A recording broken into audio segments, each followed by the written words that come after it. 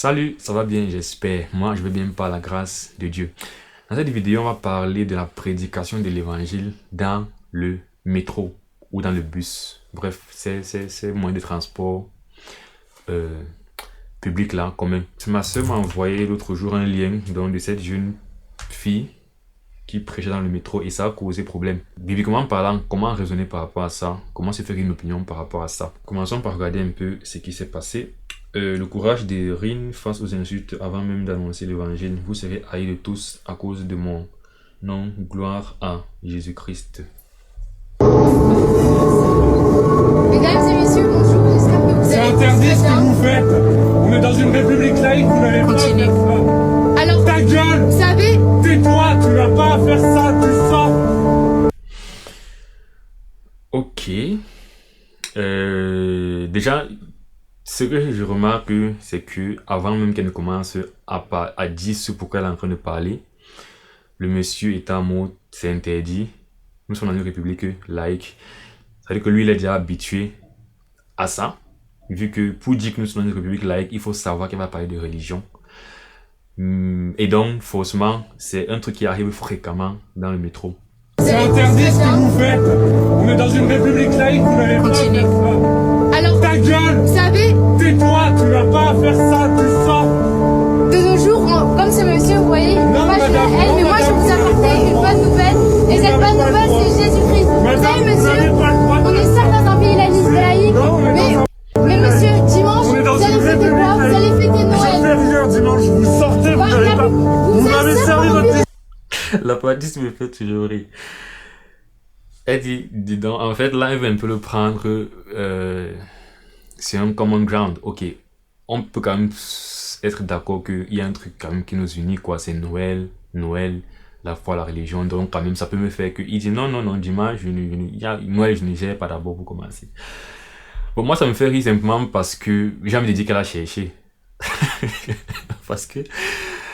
Je n'associe pas Noël, honnêtement. Moi, c'est mon idée personnelle. Je sais qu'il y a des chrétiens qui sont Noël, Jésus, tout ça, mais moi, je n'associe pas vraiment Noël au christianisme. Du coup, je n'aurais pas pris cette voie.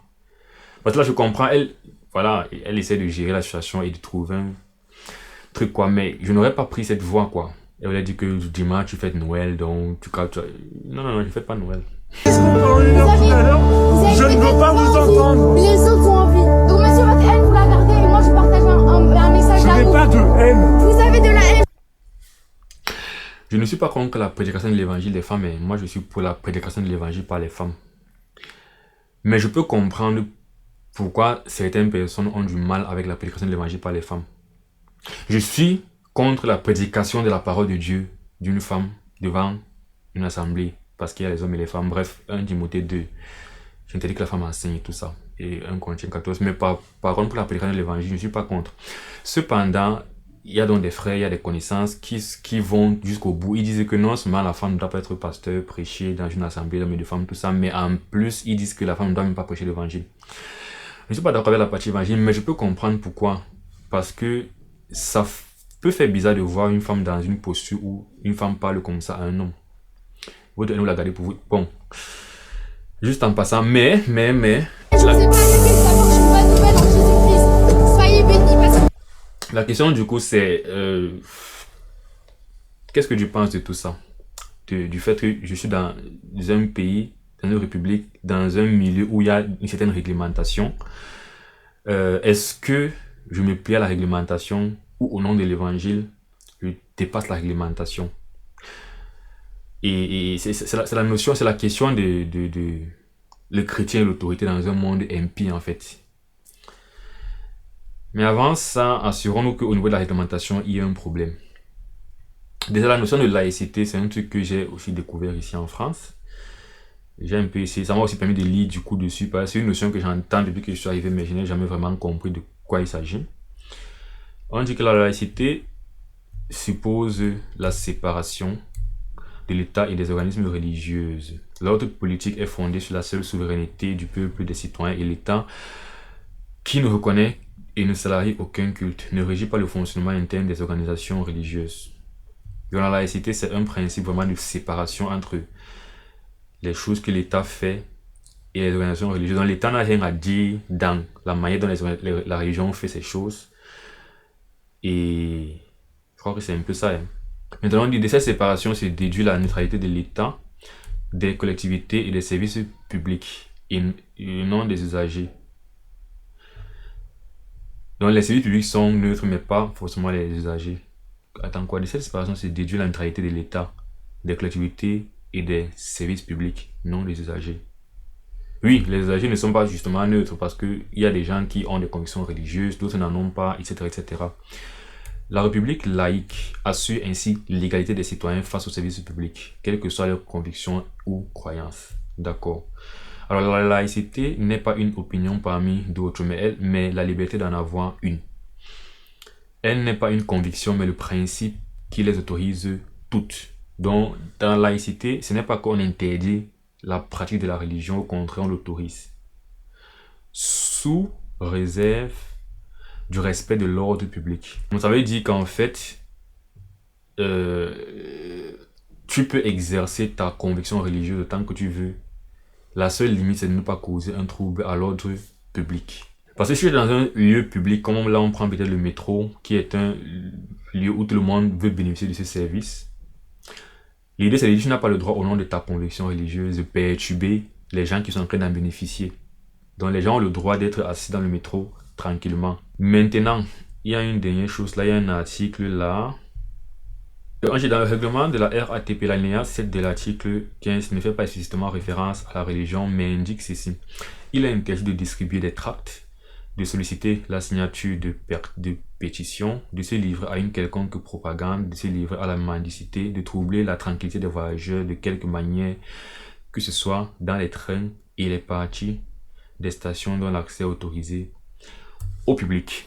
Donc si on se fie donc à ça, ça veut dire que, une fois, oui, ce n'est pas dit religion, mais c'est vrai que s'il faut voir distribuer des tracts, probablement elle devait le faire, elle n'a pas fait. Après, se livrer à une quelconque propagande, c'est vrai qu'on peut voir ça comme du prosélytisme, n'est-ce pas? Ou bien de prêcher l'évangile, c'est ça, c'est quand tu promeus une idée, une idéologie religieuse. Se livrer à la mendicité, bon ça je le vois souvent dans le mythe. J'ai là vu des personnes qui entrent, qui chantent et tout, et puis demandent de l'argent, de troubler la tranquillité des voyageurs de quelconque manière. Maintenant, le truc qui se passe, c'est que je n'ai pas encore, les fois où j'ai vu des gens chanter et demander de l'argent, voilà, les gens n'ont pas dit, vous me dérangez, arrêtez ça. De même que je ne pense pas que c'est tout le temps que quand les gens prennent le métro, les gens disent, arrêtez, vous me dérangez. Je pense juste que voilà, c'est sérieux pour cette fois-ci.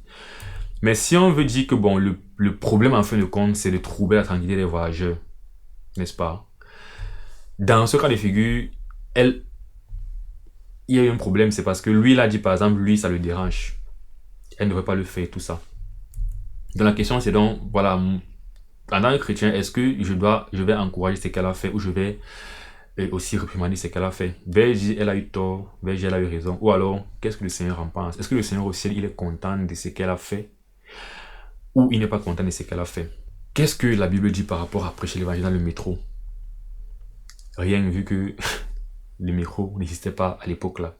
Mais on a des principes bibliques en fait sur le comportement du chrétien dans un monde avec des lois, quoi. Un monde qui n'est pas régi par justement la Bible et Dieu, mais qui est régi par les païens.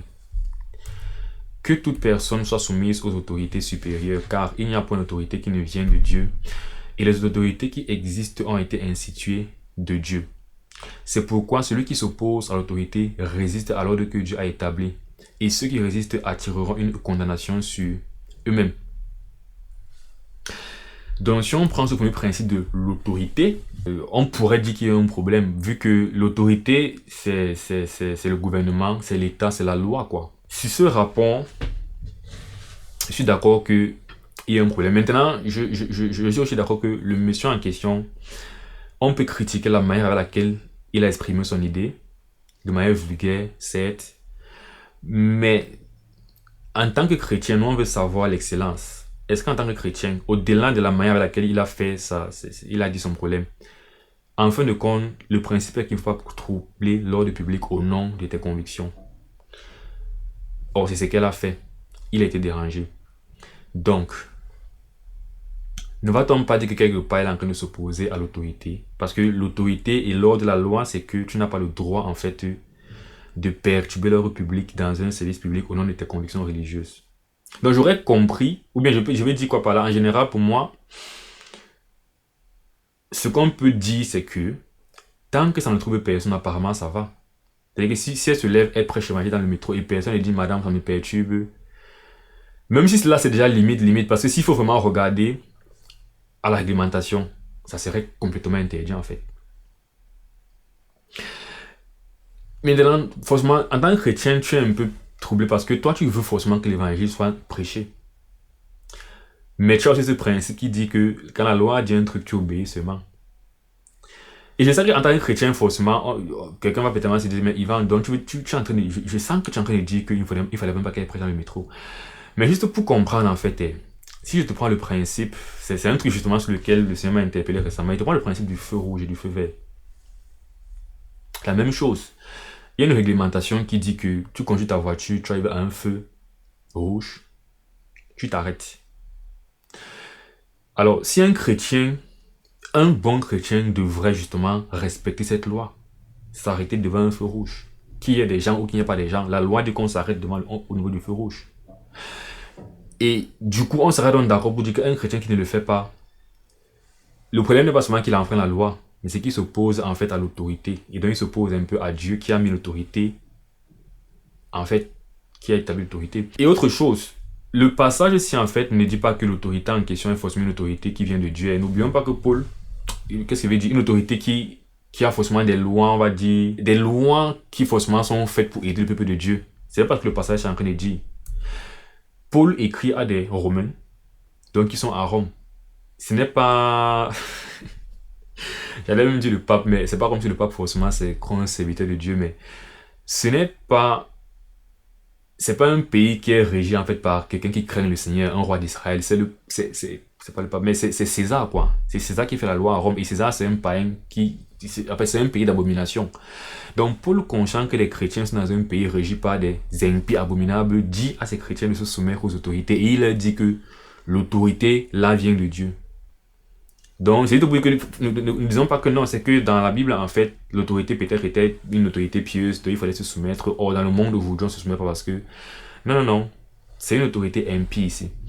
Et pour aller plus loin, Jean 19 verset 11, on a carrément une autorité, et c'est toujours Rome justement, c'est Pilate qui a donc l'autorité, qui va carrément tuer. Il a eu l'autorité de pouvoir tuer le Christ, c'est son autorité, n'est-ce pas?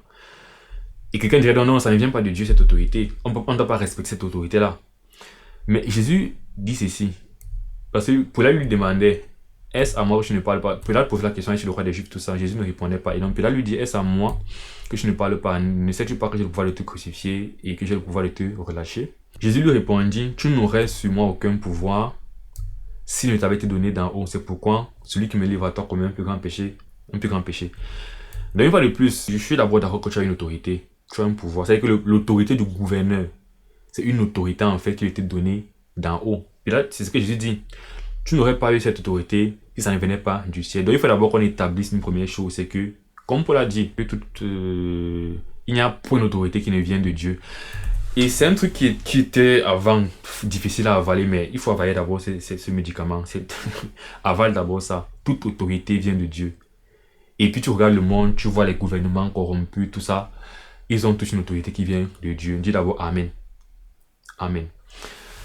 Tu dois te soumettre à cette autorité. Dis d'abord Amen. Amen. Maintenant, voici ce qui se passe. La seule condition dans laquelle on va désobéir à une autorité, et qui sera biblique aussi, une désobéissance à l'autorité biblique, donc acceptable pour Dieu, c'est quand l'autorité nous demande de pécher.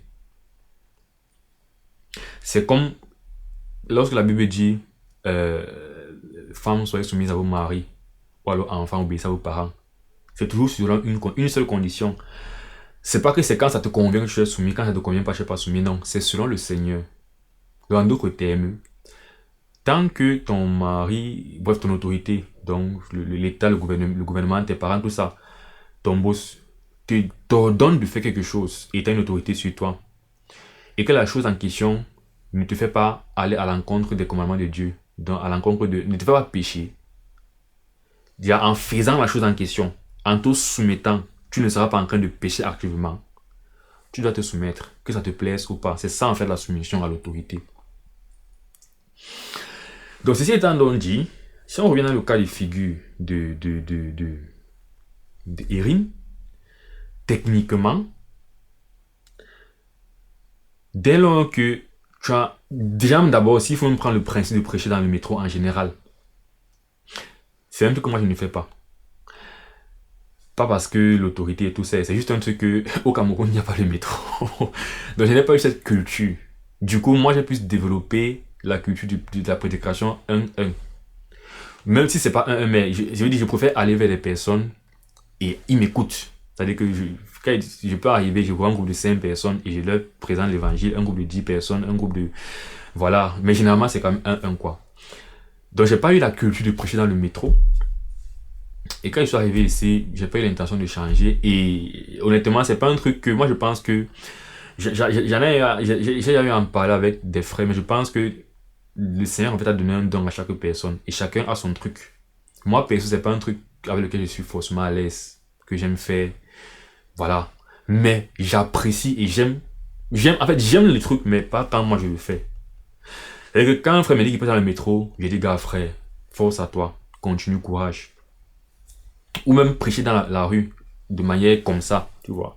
Vous pouvez prêcher dans la rue, mais aborder les gens un à un. Bon, juste pour dire que bon, déjà, ça c'est d'abord mon point de vue par rapport à ça. Mais maintenant, bibliquement parlant, s'il faut maintenant rajouter ce concept de l'autorité et tout, je dirais que on ne devrait même pas prêcher dans le métro pour commencer. Maintenant, suivez mon raisonnement jusqu'à la fin, hein, parce qu'il ne faut pas dire que Ivan est contre la prédication dans le métro. Je dis que s'il faut partir sur ce principe-ci d'abord, je reconnaîtrais que prêcher dans le métro serait un truc limite, parce que tu sais que tu as des chances en fait, tu sais que tu es dans un endroit qui n'est pas fait pour. Il y a des chances que tu sois en train de perturber des gens. Les gens ne vont pas te le dire, parce que souvent, juste, c'est comme ça qu'on est parfois, un truc se passe, tu ne le dis pas forcément, mais comme dans ce cas de figure, le monsieur qui a parlé, c'est probablement celui qui en avait marre, parce que comme je l'ai mentionné, avant même qu'elle ne commence à dire pourquoi elle veut pas l'attention, il avait dit arrête ça, nous sommes dans une république laïque. Donc, ce qu'il a été à plusieurs reprises importuné par les personnes qui prêchaient l'évangile dans le métro. Et donc, du coup, il a dit, mais peut-être les autres frères ne le disaient pas, mais dans son cœur, ça le dérangeait. Donc, sur cette base-là, sachant que quand tu le fais, tu trouves l'ordre public et que c'est interdit par la loi, s'il faut se limiter strictement à ce principe biblique, on ne devrait même pas le faire. Maintenant, s'il faut faire preuve d'un peu d'ouverture et de se dire, bon, la loi a été faite parce qu'on sait que ça trouve l'ordre public.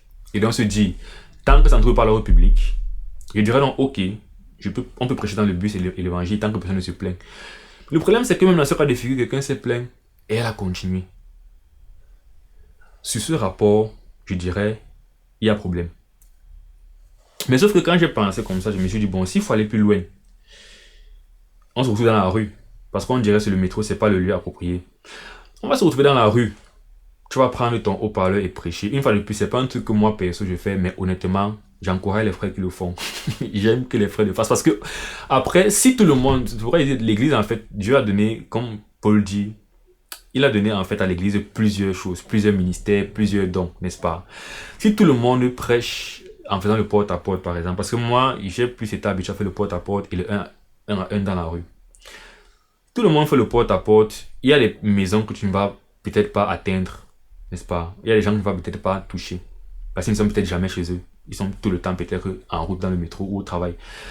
Donc il faut des personnes qui prêchent dans le métro. Il faut que celui qui est dans le métro là, en fait, comprenne. Ou alors, si tout le monde demande l'avis avant de prêcher l'évangile 1 à 1, et que tout le monde répond pas non, tu vas prêcher l'évangile quand? Donc il faut des personnes pour prêcher publiquement. Les gens que tu vas entendre ou pas non. Tu vas seulement entendre. Je suis d'abord d'accord. Donc, du coup, dans la rue non plus, je ne suis pas trop pour prêcher, et tout, mais je pense qu'il faut que des personnes le fassent. Donc, je bénis, j'encourage les frères qui le font. Mais supposons qu'on dise que le métro c'est trop limite et tout, le bus c'est limite, faisons-le dans la rue. Enfin, le même principe va s'appliquer dans la rue en fait. La rue, la voie publique, c'est un lieu qui est. Tout le monde a le même droit de marcher et de jouir de la rue tranquillement. Donc, ça pourra aussi techniquement causer de l'ordre public. Trouble à l'ordre public. Dans ce moment, qu'est-ce qu'on va donc dire? On se soumet aussi, on ne prêche plus en public. On va même aller plus loin parce que la laïcité interdit la notion de propagande en fait des convictions religieuses. On va dire non, faisons le 1 à 1 et demandons aux gens s'ils veulent écouter l'évangile. On va arriver peut-être à un point, même quand tu vas se aborder quelqu'un, on va te dire que non, tu es enfant la loi parce que tu ne devrais pas. C'est ça le truc, c'est que qu'on ne se mente pas. En fait, ce que j'ai compris à la fin de la réflexion, c'est que nous sommes dans un monde qui est hostile à l'évangile et à Dieu en général. Oui, il y a le principe de il faut accepter les autorités. Mais je pense qu'il y a un juste milieu en fait qu'il va falloir trouver parce que si tu veux littéralement respecter les autorités, tu vas arriver à un point où la loi sera de ne même pas en fait convertir. Et prenons l'exemple d'un pays par exemple musulman non, où c'est interdit de prêcher l'évangile. Donc tu vas donc dire quoi? Romains 13 a dit c'est interdit donc je ne prêche pas l'évangile. S'il faut prendre cette logique de manière carrée, on sait clairement que on peut pas dire que bon, les pays islamiques là, on va les abandonner, les prêcher l'évangile, on sait pas, tu vois. Et donc comment est-ce que je fais? J'ai ce principe biblique qui dit tu te soumets à l'autorité. Et voici le truc, le problème qui se pose, c'est que je reconnais que déjà moi, je ne dirais pas maintenant que allons mener un combat pour prêcher l'évangile dans le métro. La sagesse pour moi serait de dire je prêche. Si ça dérange quelqu'un, j'arrête. Ou même de dire, je ne suis pas obligé de prêcher, je me soumets à la loi qui dit interdit de perturber l'ordre public. En le faisant, je ne pêche pas. Et c'est ce que je voulais dire je veux qu'on comprenne le principe de l'autorité. C'est que quand l'autorité te demande de faire un truc, en tant que chrétien, on voudrait prêcher l'évangile. Et c'est la volonté de Dieu que les gens écoutent l'évangile. Mais n'oublions pas que la volonté de Dieu n'est pas que je prêche l'évangile dans le métro. C'est que les gens entendent l'évangile. Ça veut dire que si dans le métro ça cause de problème, je peux arrêter, je ne suis pas en train de pécher en fait. C'est un peu ça qu'il faut comprendre. C'est que si spécifiquement dans le métro, je m'abstiens de prêcher l'évangile, je ne serais pas en train de pécher. Mais en forçant pour prêcher dans le métro et en troublant l'ordre public et en enfreignant la loi, je serais en train de pécher parce que Dieu a demandé qu'on respecte les autorités qui ont été établies sur lesquelles nous sommes. C'est bizarre d'entendre ça peut-être venant d'un chrétien, mais c'est ce que le commandement c'est ce que Paul est en train de dire. Donc il faut plutôt faire preuve de sagesse et de jongler, de dire ok, c'est interdit dans le métro, je vais chercher une autre voie, etc. En reconnaissant maintenant comme étant en train de dire que en même temps, si tout le temps tu suis que c'est interdit, à un moment donné, ce qui va se passer, c'est que le monde tend vers cette interdiction totale de prêcher l'évangile de Jésus-Christ. On va dans le livre des Actes des Apôtres. On a les apôtres donc qui sont à Jérusalem avec leur autorité religieuse. Ce n'était pas peut-être l'autorité gouvernementale qui était les Romains, mais le Sanhédrin reste l'autorité religieuse en quelque sorte des Juifs. Vu que tu as les Juifs qui ont d'abord le système interne à eux avec le Sanhédrin. Le Sanhédrin c'est comme les juges quoi, de leur conflit et tout ça. Donc c'est leur autorité, on va dire judiciaire, morale, juridique, tout ça. Mais bon, puisque les Juifs et Israël étaient comme une théocratie, il ne faut pas oublier ça. Donc la loi en Israël vient une fois de Dieu directement. C'est ce qu'ils ont de particulier. Mais ils sont dans cette sorte de voilà. L'autorité chez eux est un peu spirituelle quelque part. Maintenant au-dessus d'eux, il y a l'autorité romaine du coup. Qui est l'autorité finale sur laquelle ils sont. Mais la première autorité du coup leur dit ne prêchez plus l'évangile de Jésus-Christ. Comme étant en train de dire, on va arriver à un niveau aujourd'hui dans le monde ici où ce sera complètement interdit, même le prosélytisme tout court. Ce ne sera même plus une affaire d'ordre public, mais ce sera tout court, je ne dois pas prêcher l'évangile. Et donc, sachant que ça va arriver un jour, si on veut simplement dire que non, la loi est interdite, donc soumettons-nous. Considérons donc que des personnes ont vécu sous un système similaire où on leur a interdit clairement de prêcher l'évangile. Et quelle était leur réponse? Les uns étaient appelés, ils leur défendit absolument de parler et d'enseigner au nom de Jésus. Et Pierre et Jean leur répondit, jugez s'il est juste devant Dieu de vous obéir plutôt qu'à Dieu. Car nous ne pouvons pas ne pas parler de ce que nous avons entendu et entendu. Ça veut dire que si tu es dans un monde où on a dit c'est interdit tout court de prêcher l'évangile, je repars dans un pays islamique alors. Ou c'est peut-être c'est illégal quoi de prêcher l'évangile et tout ça. Tu peux répondre comme ça. Tu peux dire jugez-vous même s'il est préférable d'obéir aux hommes plutôt qu'à Dieu. En fait tout ça est compliqué parce que ça revient à ce que j'ai dit. Si tu obéis à ça, tu n'auras pas péché. C'est ce que je dis, ok, c'est interdit si je ne prêche pas, tu n'auras pas péché. Mais il y a la mission de l'évangile derrière. que tu sais que c'est la bonne chose à faire, que tu veux faire. Du coup, il y a la question de sagesse qui va maintenant se créer. Je gère comment? Je prends donc deux situations extrêmes.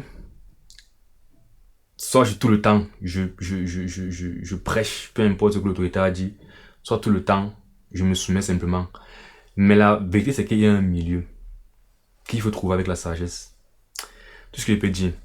Pour ma part, je ne prêcherai pas parce que c'est pas un truc que j'ai fait, c'est pas un truc dans lequel je me retrouve.